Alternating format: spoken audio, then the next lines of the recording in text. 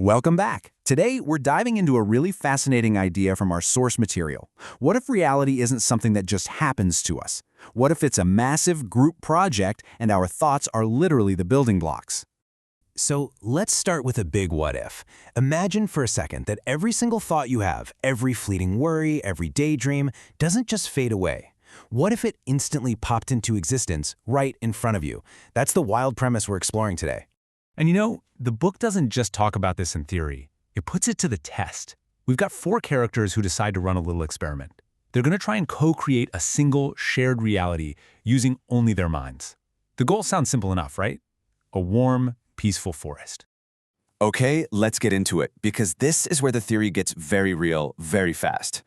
They aren't just meditating here. Nope, they are literally trying to build a world from scratch, together.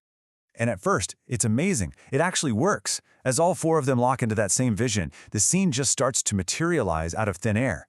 You've got trees becoming solid, a stream appearing from little sparkles of light. You can almost feel the warmth and hear the wildlife. It's incredible. But then, bam, the first glitch. This is where you see just how fragile this whole thing is. Out of nowhere, a giant 4-wheel drive truck comes roaring through their perfect, serene forest, just tearing everything up. And get this, it was all because of one person's single, stray thought. That's all it took to corrupt the entire scene. So, okay, they scramble to fix it. The truck disappears, they manage to get back on the same page, and the peaceful forest returns. The sun comes back out, everything stabilizes. Phew, right? It looks like they've got it under control again. But just as they start to relax, it happens again. This time, it's a different person's mind that wanders, and suddenly, dark, gloomy rain clouds start rolling in, threatening to ruin everything. It's just a perfect example of how unbelievably hard it is for even a tiny group to keep a unified vision.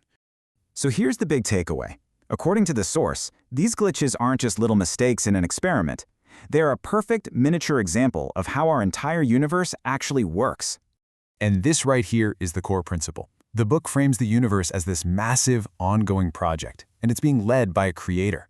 Our role in all of this? Well, it's to get in sync with that main vision and help build it, instead of constantly messing it up with our own conflicting ideas.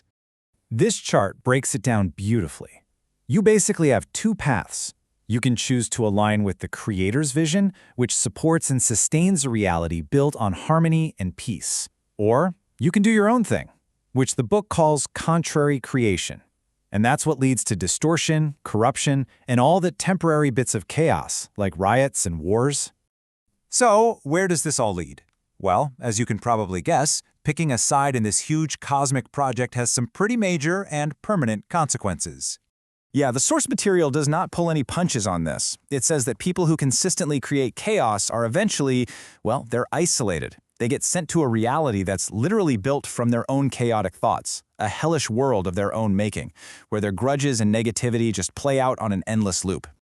Now, as if keeping your own thoughts in line wasn't hard enough, the book adds another layer of complexity. It suggests there are active, intelligent forces out there working on purpose to sabotage the creator's vision. These guys are called tempters, and their whole playbook is to distract us and drain our energy by pushing all these scenes of negativity. The idea is to basically reprogram us, to get us to sync up with their corrupted vision of reality, hijacking our collective creative power to make more chaos. And right here, the source makes a direct connection to our world today. It suggests that things like sensationalist news media can actually be a tool for these tempters.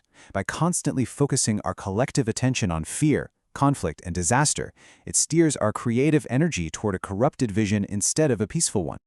Okay, so if that's the problem, our own wandering thoughts and these external manipulators, what's the solution? Well, the source does lay out a path. It's clear, but it is definitely not easy. It's the path to mastering your own creative power.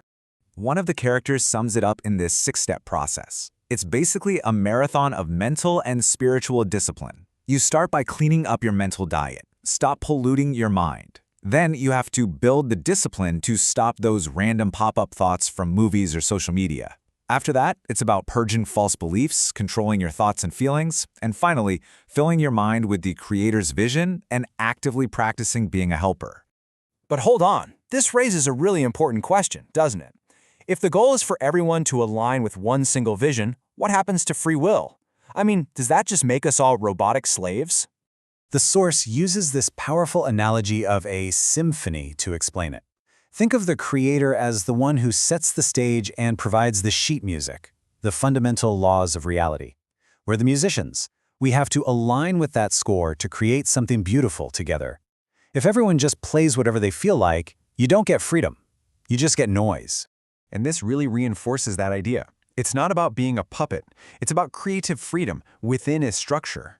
You're totally free to enhance your part, to improvise and add your own creative flair, your own rainbows and flowers, as long as you're not trying to destroy the entire symphony.